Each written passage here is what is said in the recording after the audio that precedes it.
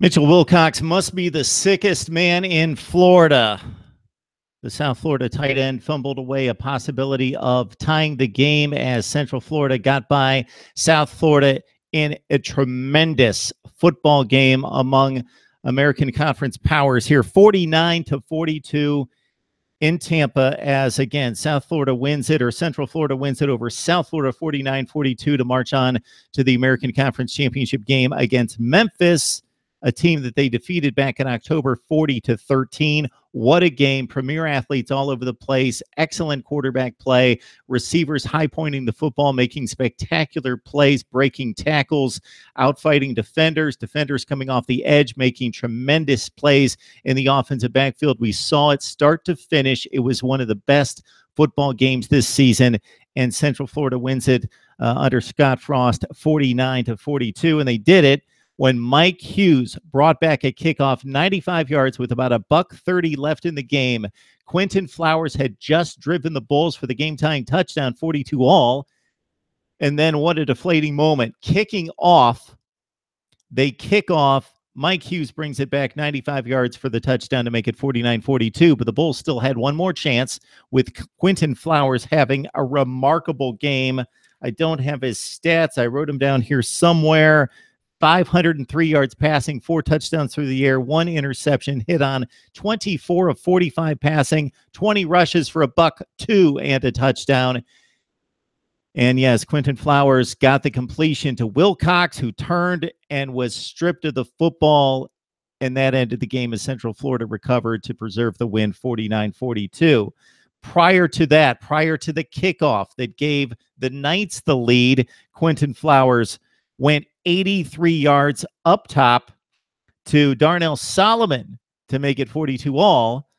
And Solomon was just a pedestrian 5 catches for 109 yards because it was one of those kind of games with, let's see, about 1,200 yards of offense. South Florida had 653 yards and Central Florida with 561. There were 60 total first downs in this game as Central Florida moves on to the conference championship game against Memphis, who plays East Carolina tomorrow to try to advance their record to 9 or to 10-1 on the season. All right, so Central Florida comes out of the gate, and let's keep in mind the two teams in this state with the likes of Miami, Florida State in their backyard. 189 players from both sides of this field came from Florida high schools. Both these schools just need to stay home and recruit from the Sunshine State. Those 189 players were representing 129 different high schools. Quarterback Mackenzie Melton had a tremendous game running and throwing the football. Early on in the game, it was running the option, as he learns it from one of the best in his head coach, Scott Frost, who ran the option for national championships there at Nebraska, at least one there in 1997 when they defeated Tennessee, of course. Mario Verduzco has 39 years of coaching experience. He was brought in, and he has tremendously helped Melton improve his elbow slot, his arm slot, lifting his elbow, and has increased and improved the mechanics for Melton, who had a tremendous game as well in trying to match Quentin Flowers. 29 of 44, 373 yards and 4 touchdowns. He also picked up 56 rushing yards and a touchdown. Shaquem Griffin, tremendous story here. You've probably seen it if you're a big college football fan at some point. Shaquem Griffin plays for Central Florida. He had to have his left hand amputated at the age of 4. He had a birth defect. It was too painful to deal with at age 4, had his hand amputated. That didn't stop him from playing sports, and playing sports harder and with more veracity and with just plain effort.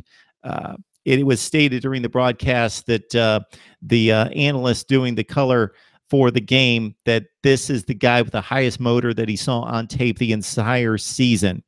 Shaquem Griffin.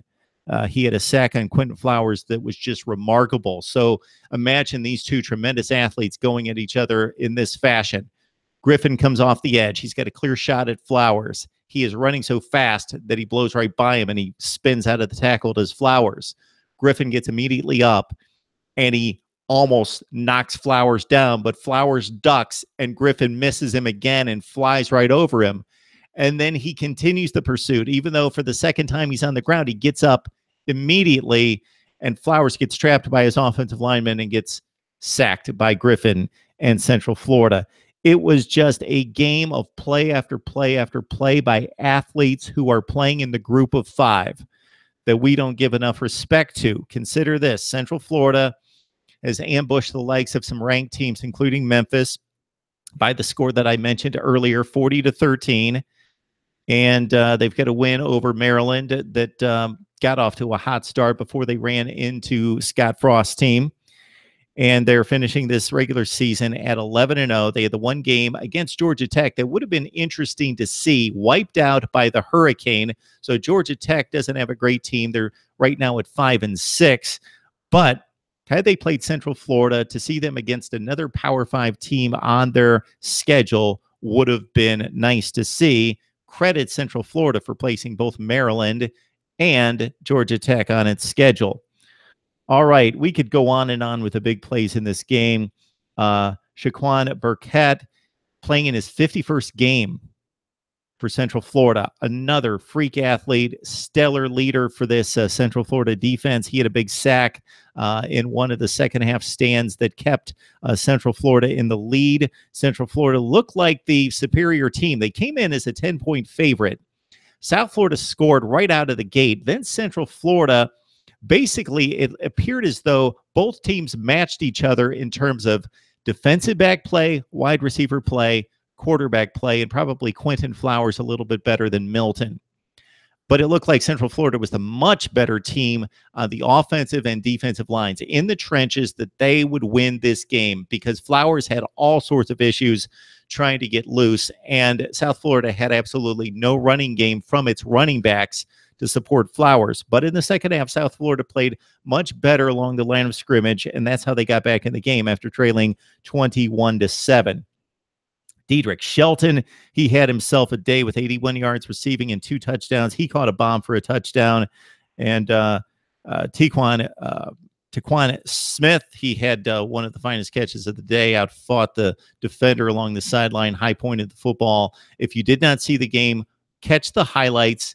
And if you can't see extended highlights, watch the last 2 minutes of the game. See this kickoff return. See the Flowers touchdown to Solomon, 83 yards to tie the game. And then, unfortunately, with South Florida trying to move into field goal range with the score, actually they had to score the touchdown, of course, at 49-42. They had crossed midfield and still had about 1:10 left to play. But Wilcox fumbled. Tremendous play by the defender. And Central Florida hangs on for the victory. So the Knights stand at 11-0. They've got a clear shot to the New Year's Six bowl game. They've got to play Memphis. It's a rematch. They dominated the first meeting, as we noted, but Memphis with another tremendous season under Mike Norvell at 9-1, and play East Carolina to finish up its regular season. Your thoughts on Central Florida, South Florida? Hopefully you got a chance to see this one. If you're a football fan, it was fun to see. And I'm a guy that prides myself on being old school, enjoying the running game and the defense. But this one was really good to see because I enjoy offense when it's played against good defense. And it requires quarterbacks throwing the ball into tight windows, guys not being wide open all the time, but having to outfight and outmaneuver the defensive backs to gain yardage. Not bad defense in this one. It was mostly just spectacular plays by the offense on both sides. South Florida falls to Central Florida. The Knights move on to the American Conference Championship game. Let's talk it up right here on Mark Rogers TV. Please subscribe to my YouTube channel for the very best in college football coverage, 24/7, 365. And we will see you next time.